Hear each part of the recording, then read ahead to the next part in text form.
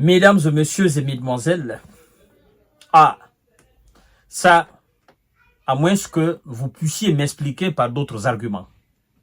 Sinon là, moi je pense que le président américain, M. Biden, vient de trahir hautement, oui, son poulain, M. Zelensky.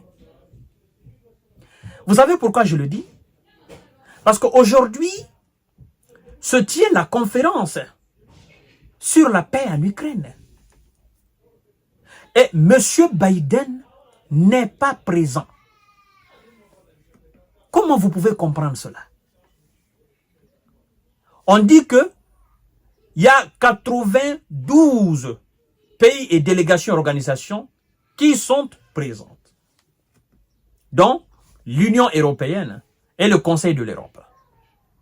D'ailleurs, il faut dire qu'il y a aussi des pays membres de BRICS et des pays favorables à l'organisation BRICS qui sont aussi présents. D'ailleurs, il y a eu un communiqué commun, mais ces pays membres de BRICS et pays partant pour, n'est-ce pas, intégrer BRICS n'ont pas signé ce communiqué commun.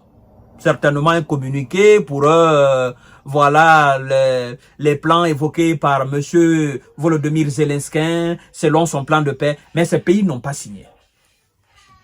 Mesdames et messieurs, partagez la vidéo dans tous les groupes possibles, s'il vous plaît. Abonnez-vous sur ma chaîne YouTube Kanté J Visionnaire le vrai. Abonnez-vous sur ma page Info Monde, mais aussi sur J Visionnaire. C'est très important. Et likez la vidéo, mettez assez de cœur.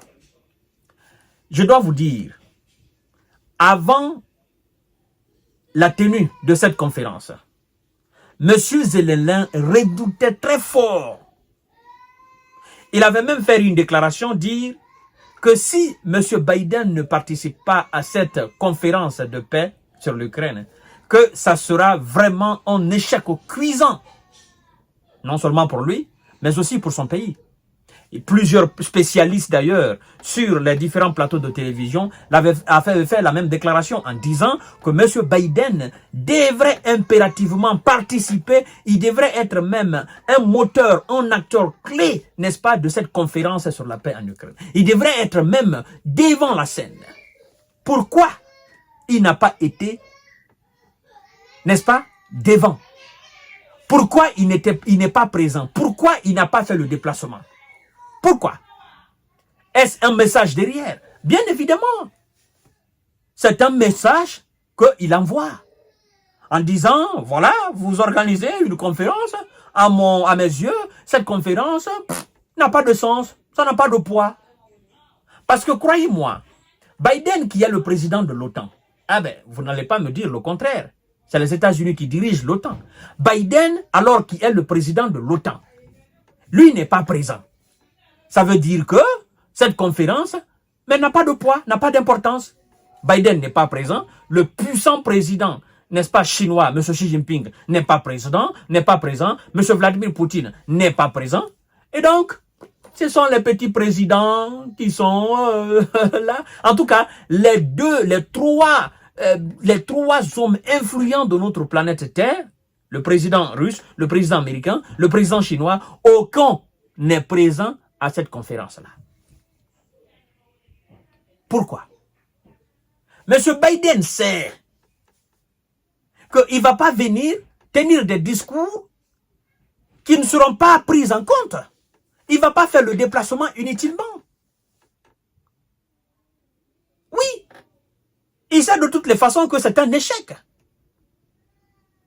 Mais il sait aussi qu'ils vont organiser une deuxième conférence, peut-être, avec la participation de Vladimir Poutine, lui, il pourra au moins venir. Mais, mesdames et messieurs, il y a une lecture très profonde que nous devons faire de cette conférence-là. Vous savez, en 2022-2023, quand la situation était encore chaude,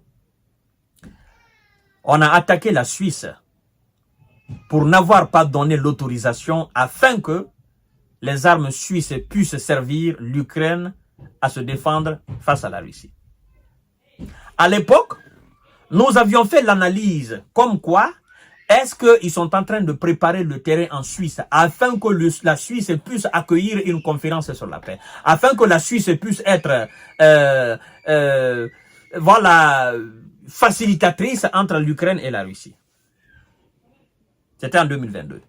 Nous avons eu cette vision. Nous avons fait même plusieurs émissions. En ce moment, j'étais encore sur la page Jeune Visionnaire Femme.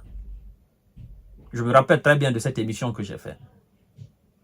Et après, la Suisse est entrée dans une certaine mesure. Voilà, elle n'était plus impartiale. D'accord? Elle avait vraiment commencé à prendre position du côté occidental.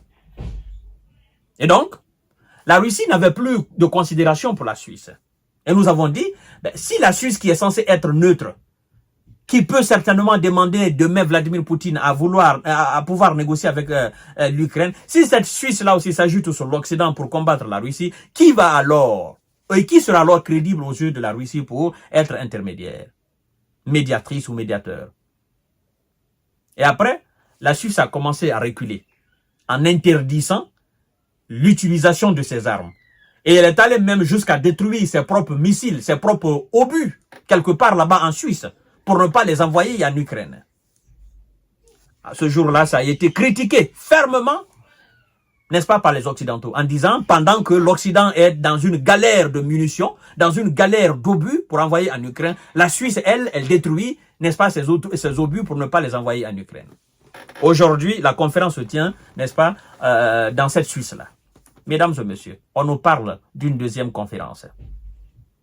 Et on est en train de dire, probablement, cette deuxième conférence peut avoir lieu en Arabie Saoudite. L'Arabie Saoudite n'a pas signé aujourd'hui, n'est-ce pas? Ce communiqué comment? D'ailleurs, vous allez écouter tout à l'heure, partager la vidéo, ce qu'on dit par rapport à ce communiqué.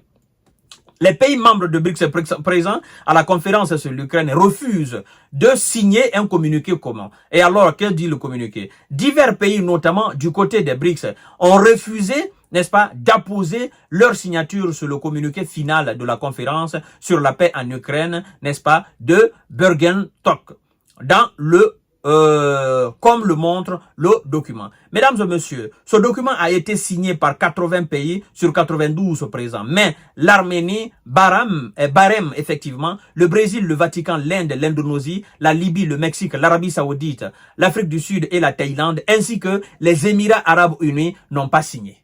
Ils n'ont pas signé le communiqué final sur la conférence. Le communiqué final, ils ne peuvent pas signer. Parce que le contenu du communiqué, ben écoutez, c'est un contenu vide de sens. Hein? Zelensky et ses alliés ont écrit un plan de paix, mais eux, ils peuvent pas signer cela. Plan de paix qui parle de l'intégrité territoriale de l'Ukraine, y compris même la Crimée qui a été annexée en 2014. Ben, ils savent que c'est irréaliste. Donc, ce communiqué final, ils peuvent pas signer. Et donc, on continue, mesdames et messieurs. On nous apprend que la conférence sur l'Ukraine de Bergen-Tok, n'est-ce pas, a réuni 92 pays et 55 chefs d'État, ainsi que 8 organisations dont l'Union européenne, le Conseil de l'Europe et l'ONU. Le président américain Joe Biden et le dirigeant chinois Xi Jinping n'étaient cependant pas présents. La Russie, naturellement, n'a pas été invitée, ce qui a fait dire au Kremlin que chercher à résoudre le conflit sans la participation de Moscou était illogique. Alors, le président Biden et le président chinois n'étaient pas présents. Eh bien, ils ne peuvent pas être présents.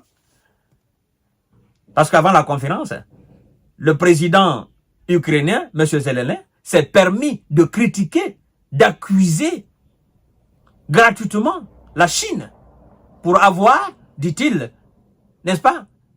Il dit que la Chine était derrière un certain nombre de pays afin de boycotter la conférence. Bon, comment voulez-vous alors que M. Xi Jinping soit présent? Tu ne peux pas m'accuser et puis tu veux que je sois présent à ta conférence. Je ne vois pas l'importance. De toutes les façons, moi j'ai fait un plan de paix que tu n'as pas accepté. Tu ne peux pas m'appeler pour venir assister à ton plan de paix, sachant très bien que tu es en conflit avec quelqu'un et ce quelqu'un n'est pas là. Alors pourquoi tu veux que je sois présent? Mais parmi les absents, c'est l'absence du président américain qui a quand même fait couler assez d'encre là. On se dit, mais c'est pas sérieux de la part de M. Joe Biden. Ah, je suis supporter de l'Ukraine. Oh non, je supporte l'Ukraine. Oh non, je vais donner des armes. Oh non, je viens de voter 1,5 milliard encore de dollars d'aide américaine à l'Ukraine. Mais, quand on parle de paix, le monsieur n'est pas là. Pendant qu'il dit, ben, il faut que la paix revienne en Ukraine, il faut que la paix revienne en Ukraine. Même s'il envoie un représentant. Mais écoutez, c'est lui-même qui devrait être présent. Ça montre combien de fois ces gens ne veulent pas de paix en Ukraine. Ça montre combien de fois la guerre en Ukraine, ils tirent énormément profit de cette situation. Et vous allez voir, même la conférence suivante, certainement qui sera organisée en Arabie Saoudite ou dans un pays de Golfe, ben écoutez, monsieur Biden, il va faire tout possible pour boycotter cela. Même si on invite la Russie. Parce que de toutes les façons, les États-Unis sont dans une logique. Ils savent que Vladimir Poutine ne va jamais accepter qu'on revienne, n'est-ce pas, sur les frontières de 90-91 de l'Ukraine. Les États-Unis le savent. Donc, eux, ça leur fait plaisir que la Russie refuse catégoriquement de céder la Crimée et les 4 régions que Vladimir Poutine a, n'est-ce pas, évoquées. Mais aussi que l'Ukraine ne puisse entrer dans l'OTAN. Dans ces 2 conditions, les Américains savent que la Russie ne va accepter de négocier que si les Alliés acceptaient les 2 conditions. Et les Alliés sont en train de dire que l'ultimatum, parce qu'ils ont considéré les 2 conditions de Vladimir Poutine comme si c'était de l'ultimatum. Ils disent que l'ultimatum de Vladimir Poutine ne peut pas être pris au sérieux. Parce que disent-ils que Vladimir Poutine ne peut pas dicter la paix. Et donc eux, ils disent, ben voilà, nous voulons l'ensemble du territoire ukrainien, que les Russes quittent l'Ukraine. Ça, c'est dans un rêve. Et donc, ça veut dire qu'ils ne sont pas encore prêts pour une paix durable en Ukraine. Monsieur Emmanuel Macron même est allé dire que la paix en Ukraine n'équivaut pas, n'est-ce pas, à une capitulation de l'Ukraine. Vous voyez? Donc, eux, ils sont pour... On chasse les Russes, ils quittent même le territoire russe, ils quittent même la Crimée, ils retournent et puis ils réparent tout ce qu'ils ont gâté en Ukraine. C'est ce qu'ils disent. C'est un rêve. Ou bien, mesdames et messieurs. Et Vladimir Poutine a posé ces conditions. C'est lui qui est en position de force. Eux, ils sont en position de faiblesse. Nous allons voir la suite des événements, mesdames et messieurs. En tout cas, sachez que M. Biden n'était pas là et son absence, c'est une forme de boycott de la conférence sur la paix en Ukraine. Voilà. Donc, cette conférence est un non-événement. C'est comme si ça n'a pas existé. C'est insensé. À tout à l'heure pour notre série d'informations de décortiquage. Partagez la vidéo dans tous les groupes possibles. Les Ouïsa ne veulent pas la paix en Ukraine et l'Occident en général ne veut pas la paix en Ukraine parce que l'Occident obéit aux injonctions, n'est-ce pas, et à la position des Ouïsa. Et Vladimir Poutine a horreur à ça. Mesdames et messieurs, partagez la vidéo dans tous les groupes possibles. Merci.